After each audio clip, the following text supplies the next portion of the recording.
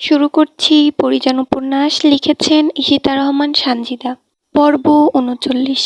গ্লাসের সবটুকু পানি খেয়ে ক্ষান্ত হলো পরি। ঘন ঘন নিঃশ্বাস ফেলতে ফেলতে সায়রের দিকে তাকালো। একটু আগেই সে স্বপ্ন দেখেছে কয়েকজন কালো মুখোশধারী লোক তার কাছ থেকে সায়রকে টেনে হিঁচড়ে কোথাও নিয়ে যাচ্ছে। তারপর ওর হাত পা বেঁধে রেখেছে। একজন হাতে করে ধারালো অস্ত্র নিয়ে এসে যেই না সায়রের গলায় বসাতে যাবে, ঠিক তখনই ঘুম ভাঙে পরির। সে ঘামছে খুব। এমন বাজে স্বপ্ন সে কখনোই দেখেনি। সায়ের যাতে টের না পায় তাই সে আবার শুয়ে পড়ল। শক্ত করে সায়েরকে জড়িয়ে ধরে বিড়বিড় করে বলল, আপনাকে কখনো হারাতে দেব না। আমাকে বিলীন করে হলেও আপনার অস্তিত্ব আমি টিকিয়ে রাখবো। সে রাতখানা আর ঘুমাতে পারল না পরি। সায়েরকে জড়িয়ে ধরেই শুয়ে রইল। ভোরবেলায় ঘুমালো পরি। ততক্ষণে সায়ের উঠে পড়েছে। পরীকে ঘুমাতে দেখে সে আর ডাকলো না। ফুপুকেও ডাকতে মানা করে দিল। পরি ঘুম থেকে উঠে সায়েরকে পেল না। সে বুঝলো তার স্বামী নিজ কাজে চলে গেছে। সায়ের জানে পরি প্রায় রাতই নির্ঘুম কাটায়। তার কারণ পরির বিষণ্ণতা। পরি আজও তার মাতৃত্ব নিয়ে মন খারাপ করে। রাতে ঘুম হয় না তার। এজন্য প্রায়শই দেরিতে ঘুম ভাঙে পরির। তাই সায়ের ওকে বিরক্ত করে না। রাতে স্বপ্নটা পরিকে বেশ ভাবায়, কিন্তু পর মুহূর্তে যখন সায়েরের সান্নিধ্য পায় তখন সব ভুলে যায়। পরি সায়েরকে চিঠির কথা জিজ্ঞেস করতে সে বলে নুরনগরে ওর একজন বন্ধু আছে। ওর মা অসুস্থ, তাই টাকা চেয়ে চিঠি লিখেছে। সেজন্য সায়েরকে টাকা নিয়ে নুরনগরে যেতে হবে। পরি বলে সেও যাবে, কিন্তু সায়ের রাজি হয় না। তার আড়তে কাজ আছে, তাই সে একদিনের ছুটি নিয়ে সেখানে গিয়ে টাকা দিয়ে আবার চলে আসবে এবং পরে বেশ কিছুদিন ছুটি নিয়ে পরীকে ওর গ্রামে বেড়াতে নিয়ে যাবে। পরি তাতেই রাজি হলো। তারপর কেটে গেল কয়েক মাস। সায়ের ছুটির জন্য চেষ্টা করেও ইলিয়াসের থেকে ছুটি পেল না। পরি নিজেও অপেক্ষা করে ছুটির জন্য। ইচ্ছারা সায়ের বোধহয় ছুটি পাবে না, তাই পরির অপেক্ষা করা ছাড়া আর কিছুই করার নেই। এমনি একদিন দুপুরবেলা সায়ের দুপুরের খাবার খেয়ে বেরিয়ে গেছে। পরি উঠানের কোণে বসেছিল। হঠাৎই এসে থমকে গেল পরিচিত একটা মুখ দেখে। জুম্মান। জুম্মান বলে দৌড়ে গেল তার কাছে। খুশি হয়ে বলে, জুম্মান কেমন আছিস? আমি খুব খুশি হয়েছি তোকে দেখে। জুম্মানের হাবভাব দেখে পরির ভালো লাগলো না। কেমন ফ্যাকাশে হয়ে আছে মুখটা। পরি জিজ্ঞেস করলো, কি হয়েছে জুম্মান? সব ঠিকঠাক আছে তো? বাড়ির সবাই ভালো আছে? থমথমে গলায় জুম্মান বলে, বড় আমার অসুখ করেছে আপা, ডাক্তার কইছে বাঁচবো না। তোমারে নিয়ে যাইতে কইছে, তুমি যাইবা না? পরি মুহূর্তেই চুপ হয়ে গেল। অবিশ্বাস্য লাগলো জুম্মানের কথাগুলো। তবে পর মুহূর্তে মায়ের জন্য মনটা কেঁদে উঠল পরির। চোখ থেকেও নোনা জল গড়িয়ে পড়ল। সে বলল, কি হয়েছে আম্মার? তুই এসব কি বলছিস জুম্মান? তোমারে দেখতে চাইছে আম্মা। আহো আমার লগে। তুই একা এসেছিস? না, আব্বা গাড়ি আর লোক পাঠাইছে। তুমি আহো তাড়াতাড়ি। আমি যাব জুম্মান, কিন্তু উনি আসুক একসাথে যাব। সায়ের ভাই পরে যাইবেনে, তুমি আগে আহো। বড় আম্মা মনে হয় আর বেশিক্ষণ বাঁচবো না। মরার আগে তোমারে দেখতে চায়। মায়ের মরার কথা শুনে পাগল প্রায় পড়ি। তাছাড়া রাত ছাড়া সায়ের ফিরবে না। কাকে দিয়ে সায়েরকে খবর পাঠাবে তাও মাথায় আসছে না পরীর। তাই সে খুশিনাকে সবটা খুলে বলে। ফুপু পরীকে আশ্বস্ত করে। সে পরীকে জুম্মানের সাথে যেতে বলে। সায়ের আসলে সে নিজ দায়িত্বে সায়েরকে নুরনগরে পাঠিয়ে দিবে। পরী কিছু না ভেবেই জুম্মানের সাথে নুরনগরের উদ্দেশ্যে বেরিয়ে গেল। সারা রাস্তা কাঁদতে কাঁদতে গেল পরী। বারবার আল্লাহর কাছে মায়ের জন্য সময় ভিক্ষা চাইতে লাগলো। পরী যাওয়া অবধি যেন মালা বেঁচে থাকে। চোখের জলে বুক ভাসাতে ভাসাতে পরী পৌঁছালো জমিদার বাড়ির সামনে। গাড়ি থেকে নেমে সে দৌড়ে বাড়ির ভেতর চলে গেল। বৈঠক পেরিয়ে মহিলা অন্দরে ঢুকতেই কুসুমের মুখোমুখি হলো সে। পরীকে দেখা মাত্রই কুসুমের হাতের থালা বাসন ঝমঝম শব্দে মেঝেতে পড়ে গেল। চোখের কোণে জল দেখা দিল তার। কুসুম দৌড়ে পরীর কাছে এসে বলে, পরী আপা, আপনি এইখানে কেন আইছেন? পরী জবাব না দিয়ে বিচলিত হয়ে মালার ঘরের দিকে এগোলো। কুসুম ওর হাত টেনে ধরে বলে, আপনি চইলা যান আপা, বাড়ি তখন কেউ নাই। আপনি পালাইয়া যান তাড়াতাড়ি। পরী অবাক হলো কুসুমের কথা শুনে। কি যা তা বলছিস কুসুম? আম্মা অসুস্থ, আমি দেখতে আসছি। আম্মা কোথায়? আম্মা, আম্মা! জোর গলায় পরী মালাকে ডাকতে লাগলো। রূপালী ঘর থেকে ছুটে এলো। পরীকে দেখে সে পরীর হাত চেপে ধরে বলে, পরী তুই এখানে এসেছিস কেন? তোমরা এমন করছো কেন আপা? আমি এসেছি তো কি হয়েছে? আম্মা অসুস্থ, আমি আম্মাকে দেখতে এসেছি। রূপালী ধমকে বলল, কে তোকে বলছে আম্মা অসুস্থ? জুম্মান গিয়েই তো আমাকে বলল। এরপর আমি জুম্মানের সাথে চলে এলাম। রূপালী ভয় পেয়ে গেল, চোখ দিয়ে পানি গড়িয়ে পড়ল ওর। সে বলল, তার মানে সাহের তোর সাথে আসেনি? একা কেন এসেছিস তুই? এখন কি হবে?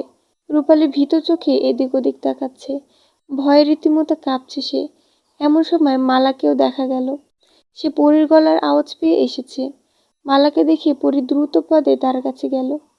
মালা দুই বাহু ধরে মালাকে দেখতে দেখতে বলল, আম্মা, আপনি ঠিক আছেন তো? আপনার কিছু হয়নি তো? রূপালীর মতো মালাও কাঁদছে। সে পরীকে বলল, তুই এখান থেকে চইলা যা পরী। ওরা আহার আগে তাড়াতাড়ি যা। পরী আর পারছে না, সবাই কেন ওকে চলে যেতে বলছে। মালাকে দেখে তো সুস্থ মনে হচ্ছে, তাহলে জুম্মান কেন ওকে মিথ্যা বলে আনলো? পরী চিৎকার করে বলে, তোমরা সত্যিটা বলবে কি হয়েছে? আম্মা যখন সুস্থ, তাহলে জুম্মান মিথ্যা বলে আমাকে আনলো কেন? আর এখন আমাকে পালাতে বলছো কেন? এই বাড়িতে হচ্ছে কি? রূপালী পরীর হাত টেনে নিজের দিকে ফিরিয়ে বলে, পরে শুনিস ওসব কথা, আগে নিজের জীবন বাঁচা। তুই এক কাজ কর, ছাদে গিয়ে যেভাবে আগে বাড়ির বাইরে যেতিস সেভাবে চলে যা। বাইরে এখন অনেক কড়া পাহারা। রূপালী পরীর হাত টানতে লাগলো, কিন্তু পরী এক পাও নড়ল না। সে আজকে সব জেনেই যাবে। রূপালী পরীর হাত টানতে লাগলো, কিন্তু পরী এক পাও নড়ল না। সে আজকে সব জেনেই ছাড়বে। সে বলে উঠল, আমি যাব না আপা, আগে তোমরা আমাকে সব বলো, না হলে আমি কোথাও যাব না। বেশি কথা না বলে নিজের ঘরে যাও পরী। আফতাবের কণ্ঠস্বর শুনে পিলে চমকে গেল সবাই। শুধুমাত্র পরেই স্থির দাঁড়িয়ে রইল। কুসুম থালা বাসন উঠিয়ে চলে গেল। মালা আর রূপালী আগের ন্যায় দাঁড়িয়ে রইল। পরী আফতাবের নিকটে গিয়ে বলে, আমাকে বলুন কি হয়েছে? আম্মা তো সুস্থ, তাহলে জুম্মান মিথ্যা কথা বলল কেন? সব সত্যি আমি জানতে চাই। তোমাকে সব বলা হবে এবং আজ রাতেই সব জানতে পারবে তুমি। সব জানতে হলে এখন ঘরে যাও। পরে নিজ ঘরে গেল না।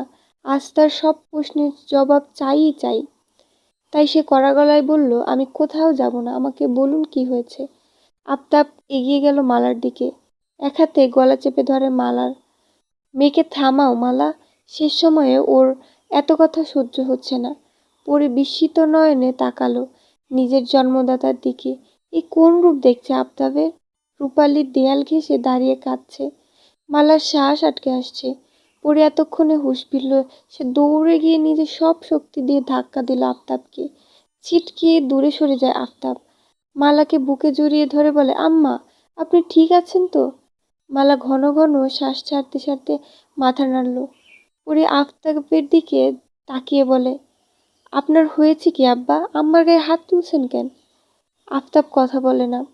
পরীর সাথে এখন তিনি পেরে উঠবেন না, তাই তিনি অন্দর ত্যাগ করলেন। আফতাব যেতেই রূপালী মালার কাছে এসে জোরে জোরে কাঁদতে লাগলো আর বলতে লাগলো, কোন অভিশাপ লাগলো আম্মা? আমাদের জীবনটা এমন কেন হলো? সত্যিগুলো চোখের আড়ালে থাকলেই কি বা হতো আম্মা? রূপালী কাঁদছে আর পরী দেখছে। সে প্রশ্ন করতে করতে হাঁপিয়ে গেছে, তাই অবুঝ নয়নে মা আর বোনকে দেখছে সে। রূপালীর হঠাৎ কান্নার বেগ কমিয়ে পরীকে বলে, তুই না প্রশ্ন করেছিলি কি হয়েছে? সবচেয়ে সত্যি কথাটা আজ তোকে বলবো। পরীর চাহনিতে রূপালীর চোখের পানি মুছল। তারপর বলল, যে সুখান পাগলাকে তুই চিনিস, সে আর কেউ নয়, সে হচ্ছে রাখাল। পরী, আমাদের সোনা আপার রাখাল।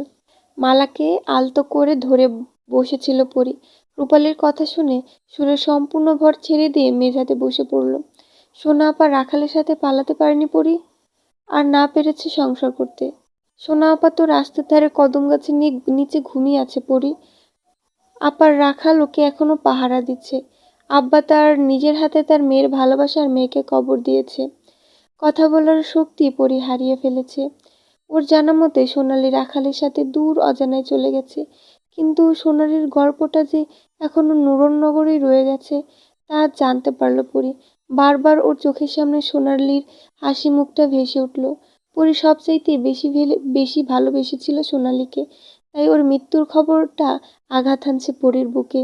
সে অস্ফুট স্বরে বলে উঠল, ওই কবরটা সোনা আপার, আর সুখানি রাখাল। রূপালী পরীর কথাটা শুনে মালাকে জড়িয়ে ধরে। মালাও একসাথে দুই মেয়েকে জড়িয়ে ধরে। তবে কিছুক্ষণ কেউ কোনো কথা বলে না। সন্ধ্যা নেমে এসেছে ততক্ষণে। তখনই অন্দরে ৬-৭ জনের মতো পুরুষ প্রবেশ করলো। তাদের মধ্যে আফতাব ও আখির আছে। আফতাবকে দেখে মালা পরীকে শক্ত করে জড়িয়ে ধরে, চিৎকার করে বলে, দোহাই লাগে আপনার, আমার পরীরে ছাইরা দেন, ও আপনারে কোনো ক্ষতি করবো না, ওরে আমি সাহেরের কাছে পাঠায় দিমু, ও কোনোদিন এই গ্রামে আসবো না। তোর মেয়েকে ছেড়ে দে আর ও আমাদেরকে শেষ করুক। আমি কি আর ভুল করি? আফতাব হুকুম করলো পরীকে দড়ি দিয়ে বাঁধতে। পরী শুধু হতবিহ্বল হয়ে সব দেখতে লাগলো। ওর নিজের পিতাই ওকে মারার জন্য লোক এনেছে, কিন্তু ওর অপরাধটা কি? মালা শক্ত করে পরীকে ধরে আফতাবের কাছে অনুরোধ করছে। রূপালী বাবার পা ধরে মাপ চাইছে বারবার। দুজন লোক এগিয়ে এসে মালার থেকে পরীকে ছাড়িয়ে নিল। তারপর হাত দুটো দড়ি দিয়ে শক্ত করে বাঁধলো। বাধা দিল না পরী। সে একবার মালাকে দেখছে, আরেকবার রূপালীকে ও আফতাবকে। লোকটা টেনে তুললে পরীকে। পরী এবার বাধা দিল, বলল, আমাকে টেনে নিয়ে যেতে হবে না, আমি নিজেই যাচ্ছি। পরী মালার সামনে গিয়ে বলল, কাঁদবেন না আম্মা, জানি না কোন কারণে আপনার স্বামী আমাকে মারতে চাইছে, আজ তো সব উত্তর আমি পেয়ে যাব। আমি আসি। যাওয়ার আগে পরী রূপালীকে ওর নেকাবটা নামিয়ে দিতে বলে। রূপালী তাই করে এবং জড়িয়ে ধরে পরীকে। লোকগুলো সময় না নিয়ে পরীকে নিয়ে গাড়িতে তোলে। গাড়ি থেকে নামার পর পরী বুঝতে পারে এটা ওদের বাগান বাড়ি। বড় বড় প্রাচীর দেওয়া চারপাশে, বাইরেও করা পাহারা, ভেতরে সাধারণ কারো ঢোকা নিষেধ। পরী এও বুঝতে পারলো যে আজ এই বাড়ির ভেতর থেকে ওর জীবিত ফেরা অসম্ভব। ভারাক্রান্ত মন নিয়ে ভেতরে পা রাখে পরী। একটা ঘরে নিয়ে যাওয়া হলো পরীকে। তারপর একটা চেয়ারে বসিয়ে দেওয়া হলো। পরী চারিদিকে চোখ বুলায়। ঘরটাতে একটা লম্বা টেবিল আর কয়েকটা চেয়ার ব্যতীত আর কিছুই নেই। নিশ্চুপ রইল পরী। লাঠির ঠকঠক শব্দে চোখ তুলে সামনে তাকালো পরী। নওশাদকে সামনে দেখে অবাক হলো না। সবচাইতে অবাক হওয়ার কথা হলো ওর বাবা ওকে মারতে চায়, সেখানে নওশাদ কি? নওশাদ চেয়ার টেনে পরীর মুখোমুখি বসলো, হাতের লাঠিটা মেঝেতে রাখলো। তারপর পরীর দিকে তাকিয়ে হেসে বলল, বাহ, এখনো দেখছি মুখটা ঢেকে রেখেছো। রূপটা কি শুধু শায়েরকে দেখাবে? আমিও তো অপেক্ষা করছি। আমাকে একটু দেখাবে না? না থাক, একটু পর আমি এমনিতেই দেখতে পাবো। তোমার লাশটা তো আমাকেই কবর দিতে হবে।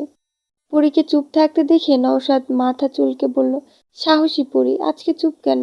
খুন করবে না? সুশীলকে তো এক নিমিষেই শেষ করে দিলে। সাহস আছে তোমার, কিন্তু তোমার বড় বোন সোনালীর খুনিকে শাস্তি দেবে না? শুধু সোনালীর খুনি কেন, পালক আর বিন্দুর খুনিকে শাস্তি দেবে না? পরী সোজা হয়ে বসে, বলে, পালক? ডাক্তার আপা পানিতে ডুবে মরেনি? ঘর কাঁপিয়ে হাসে নওশাদ, বলে, তুমি কি বোকা পরী? কিছুই দেখতে জানো না। ঠিক আছে, আমি সব বলছি। অন্তত মরার আগে তোমার সব জানার অধিকার আছে। পালকের কথা পরে বলি, আগে এসে বিন্দুর কথায়।